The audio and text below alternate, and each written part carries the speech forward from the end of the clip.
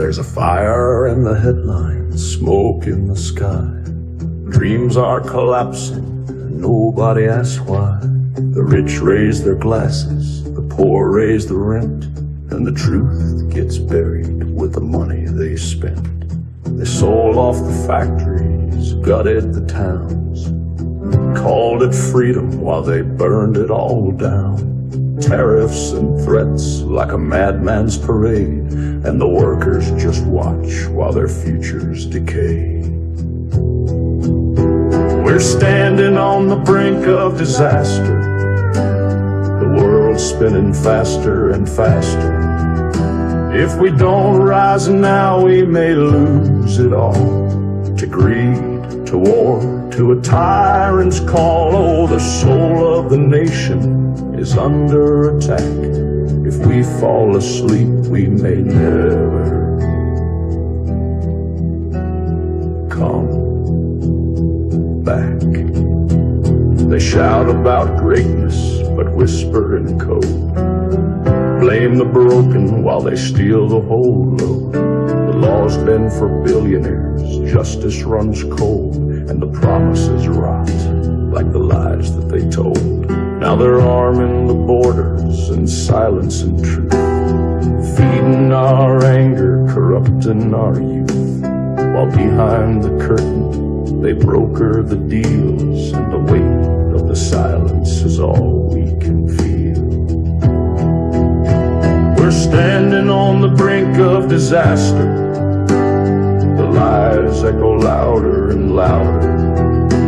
If we don't fight now, we may lose the flame. To fear, to hate, to a dictator's name. Oh, democracy's bleeding and gasping for breath, and apathy walks with the angel. True love, death. But there's still a light, though it flickers and shakes. Still a chance to rise no matter what's at stake. Speak truth in the streets, be the voice in the storm, 'cause silence is how the monsters are born.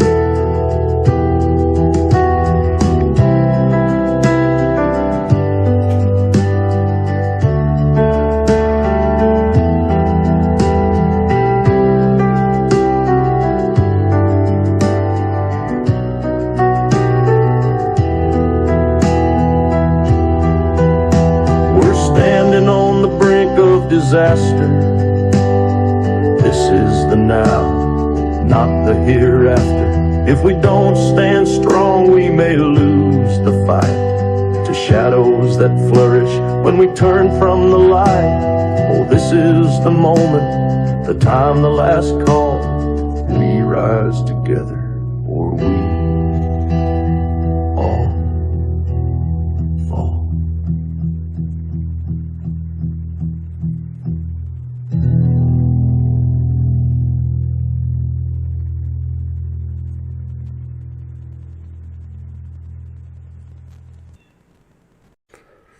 The headlines with this week are wild.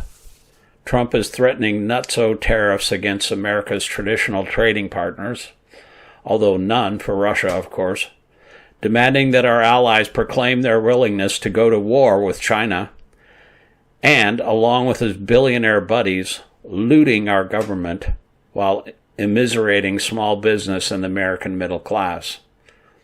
As a result, America stands today at an extraordinarily dangerous crossroads, economically, politically, and geopolitically. We're talking a second Republican Great Depression, fascism, and the very real possibility of a third world war. As the Trump administration abandons manufacturing and building out America's infrastructure in favor of financial speculation and deregulation, we're hollowing out the very foundations of real wealth. Simultaneously, the GOP is doubling down on policies that have repeatedly crashed our economy, stripped support from working families, and handed more money and political power to the morbidly rich. Now, with economic stagnation looming and international tensions escalating, Trump's erratic and belligerent approach threatens not just recession, but war. If Democrats and people who love America and democracy don't find their voice, and fast, we may be sleepwalking not only into a massive economic disaster, but into a global conflict that could define the rest of the century and even bring about the end of Western civilization. There are a few basic principles that undergird this argument. I'll walk through them here, building the case brick by brick, and ending with the most important task before us. First, let's get back to basics. There are only two primary ways to grow a nation's wealth: by extracting resources from the earth or by manufacturing goods, adding value to those resources. Everything else, getting lawns mowed, nails getting done, stocks getting traded, may move money around and improve the quality of life, but don't grow the actual wealth of a nation. For example, I wash your car and you mow my lawn. We exchange $20 bills. It's nice, it's neighborly, but it didn't grow our nation's economy at all. Now, suppose you go into the ground and mine and refined iron ore, and I use some of that to make an axe. You've turned rocks into raw material. I've turned that into a tool that can build homes, cut timber, and create more tools. That is real wealth creation. That axe becomes a part of the wealth of our country. That's what Adam Smith meant in The Wealth of Nations when he pointed out that economies grow when labor transforms nature into value, as I explained in detail on the Hartmann report. A third indirect way to grow national wealth is through government investment in the infrastructure that supports those two main drivers. Roads, bridges, rail, and ports move goods. Broadband and schools cultivate talent. Green energy projects power the nation.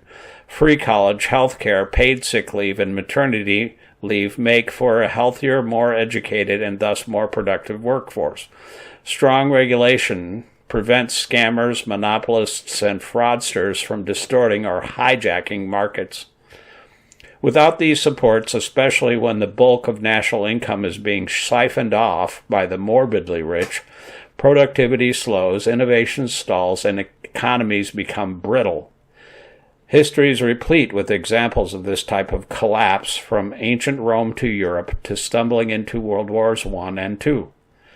The Democratic Party has largely understood this since the Industrial Revolution, as did the first Republican president, Abraham Lincoln, who oversaw construction of the Transcontinental Railroad and funded over 70 free, quote, land-grant, end quote, colleges like MSU across the nation. From FDR through Truman, Kennedy, Johnson, Carter, Clinton, Obama, and Biden, Democratic presidents have consistently invested in the physical and human infrastructure that powers wealth creation. Social Security, Medicare, Medicaid, the GI Bill, the WPA, the CCC, the Clean Air and Water Acts, and most recently, the Inflation Reduction Act and the CHIPS Act all fit this pattern. Even Dwight Eisenhower, a Republican, got it, although he was his party's modern exception. He built the interstate highway system and warned Americans against the possibility that the military-industrial complex could corrupt Congress.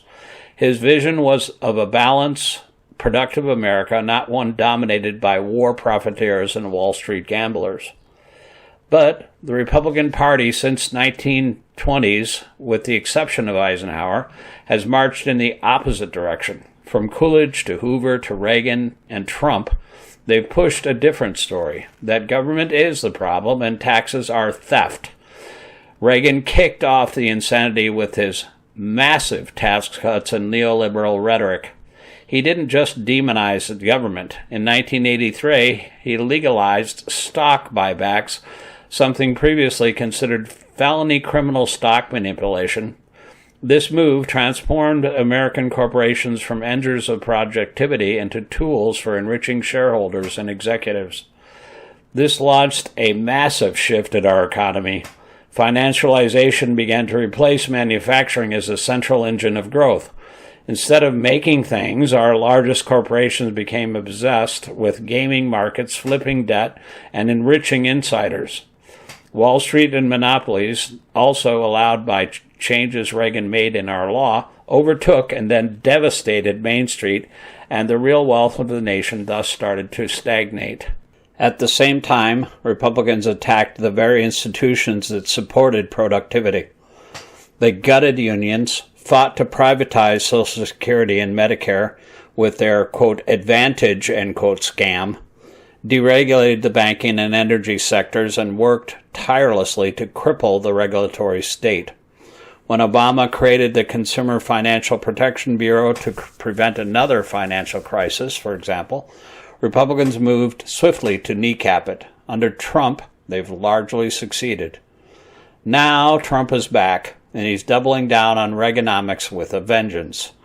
He's illegally refusing to release funds from Biden's infrastructure and manufacturing initiatives. He's gutting environmental and workplace protections, and he's promoting speculative financial schemes like Bitcoin, an unregulated, easily manipulated asset class that benefits insiders like his children and wealthy friends. 10 of the last 11 recessions occurred under Republican presidents. That's not a coincidence. The Financial Times recently pointed out that today's America under GOP leadership now resembles a country suffering from, quote, Dutch disease, end quote, a term coined when the Netherlands economy was distorted by a single national resource boom. Instead of natural gas, our export is debt and the dollar itself. Our economy has become addicted to issuing treasury bonds while cutting taxes for the morbidly rich. In a healthy economy, windfalls get invested in productivity, roads, research and development, education, healthcare for working people. In today's GOP-run economy, however, they're getting funneled into yachts, stock buybacks, and political influence. Economists call this the, quote, veracity effect, a dynamic where powerful groups extract so much from the economy that they ultimately destabilize and then crash it. It's economic cancer. Trump's, quote, big, beautiful bill, end quote, a $4 trillion giveaway to the wealthy, exemplified this perfectly. It wasn't tax reform. It was looting. But the biggest potential crisis is that this isn't just bad economics. It's dangerous geopolitics. History shows that when working people lose access to opportunity and stability, populism and extremism rise. They demand scapegoats and embrace demagogues. In early 20th century Europe, economic collapse and inequality paved the way for authoritarian regimes. The result was 2 world wars. We're now staring into the jaws of what political scientists call the Thucydides trap, when a rising power, China, threatens a dominant one, the U.S., and conflict becomes almost inevitable. Combine that with economic unrest, and it's a recipe for disaster. Trump is already stoking this fire. According to the Financial Times, his administration is pressuring Japan and Australia to pledge support for a potential war over Taiwan. His Undersecretary of Defense, Elbridge Colby, is demanding troop commitments while simultaneously throwing U.S. alliances into chaos. Worse, Trump is floating bizarre geoeconomic weapons, charging allied nations for access to U.S. financial markets, forcing them to buy long-term treasury bonds, and trying military protection to economic tribute. He killed our main source of soft power, USAID, and has silenced the voice of America. This isn't diplomacy.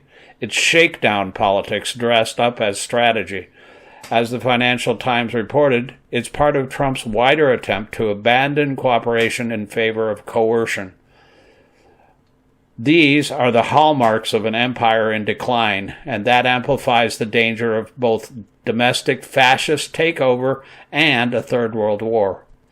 When a nation abandons real wealth creation, concentrates power in a corrupt elite, abandons its public infrastructure and pursues reckless foreign policy, the mass of people become outraged. They rarely understand who did this to them, giving autocrats like Putin, Hitler, Orban, and Trump the opportunity to assign blame to minorities and attack their political enemies. But they do know they've been screwed. As public sentiment boils over in billionaire-owned media like Fox, quote, News, end quote, and billionaire social media owners like Zuckerberg and Musk use invisible secret algorithms to increase their own profits by promoting and amplifying raw hate and rage, the outcomes, as we've seen throughout history, are predictable.